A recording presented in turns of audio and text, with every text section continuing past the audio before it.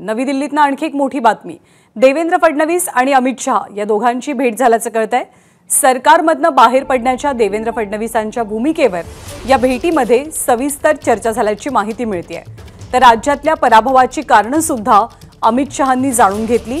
देवेंद्र फडणवीसांनी रचनात्मक काम करण्याची इच्छा अमित शहांकडे व्यक्त केली, पण राजीनाम्याबाबत म्हणजे देवेंद्र फडणवीसांनी राजीनामा द्यायचा की नाही याबाबतीत अद्याप तरी निर्णय झालेला नाहीये। पण देवेंद्र फडणवीस आपल्या भूमिकेवरती ठाम असल्याचं पाहायला मिळतंय। 2 दिवसांपूर्वीच्या पत्रकार परिषदेत त्यांनी सरकारमधनं बाहेर पडून संघटनात्मक काम करण्यासाठी आपल्याला वरिष्ठ नेतृत्वानं परवानगी द्यावी अशी इच्छा बोलून दाखवली आहे। देवेंद्र फडणवीस कालपासून दिल्लीत आहेत आणि काल त्यांची अमित शहांसोबत बातचीत झाली आहे, चर्चा झाली आहे। आता अमित शहांसोबत झालेल्या बैठकीनंतर देवेंद्र फडणवीस यांच्या राजीनाम्याच्या निर्णयासंदर्भात काय माहिती पुढे येते किंवा कोणता निर्णय, कोणती भूमिका पक्षश्रेष्ठी स्पष्ट करतात हे पाहावं लागेल।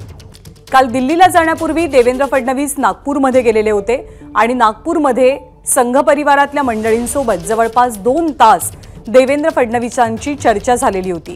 लोकसभेच्या निवडणुकीमध्ये अनपेक्षित असा धक्का भाजपला बसलाय आणि सगळ्यात महत्त्वाची बाब म्हणजे आता विधानसभा निवडणुकाही तोंडावर आहेत। सोमेश कोलगे आपल्याला अधिक माहिती देतात। सोमेश, अमित शहा आणि देवेंद्र फडणवीसांची भेट झाल्याचं कळतंय, काय चर्चा झाली दोघांच्या भेटीमध्ये, खास करून राजीनाम्याबाबतीत?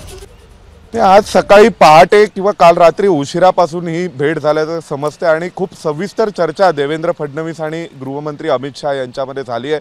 अमित शहांनी खरं तर फडणवीसांना पहिल्यांदा फोन केला होता ज्यावेळी फडणवीसांनी सरकारमधून बाहेर पडण्याचा निर्णय पत्रकार परिषद जाहीर केला आणि त्यावेळेस त्यांचं असं बोलणं झालं होतं। फडणवीस म्हणाले होते की हा निर्णय काही इमोशनल नाही आहे, मी तुम्हाला सविस्तर याविषयी सांगेन की मला कशा प्रकारे एक स्ट्रक्चरल काम करायचे संपूर्ण घडी बसवण्याच्या दृष्टीने आणि काही दिवसांकरता तरी सरकारमधून बाहेर राहावं कारण सरकारच्या जबाबदाऱ्या या जास्त असतात।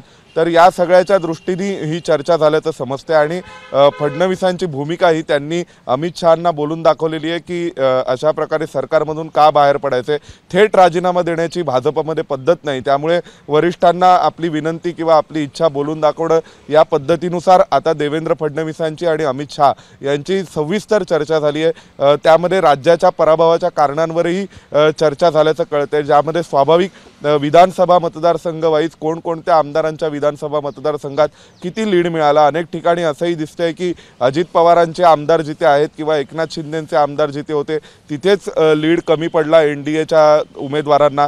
त्यामुळे असे अनेक विषय आहेत ॲनालिसिसच्या दृष्टीने सुद्धा, तर त्यावरही चर्चा झाल्याची शक्यता आहे। आणि विशेष म्हणजे आता अमित शहा आणि जे पक्ष नेतृत्व आहे ते देवेंद्र फडणवीसांच्या सरकारमधून बाहेर पडण्याच्या निर्णयाबाबत पुढील दिशा ठरवणार आहेत, त्यामुळे अजूनपर्यंत तरी कोणताही निर्णय झाल्याचं कळत नाही आहे। सध्या दोघांची भेट झालेली आहे आणि भेटीमध्ये सविस्तर चर्चा झाली आहे, इतकी माहिती आपल्याला मिळते। ज्ञानदा, धन्यवाद सोमेश, ताजे अपडेट जाणून घेत राहू। एबीपी माझा, उघडा डोळे बघा नीट।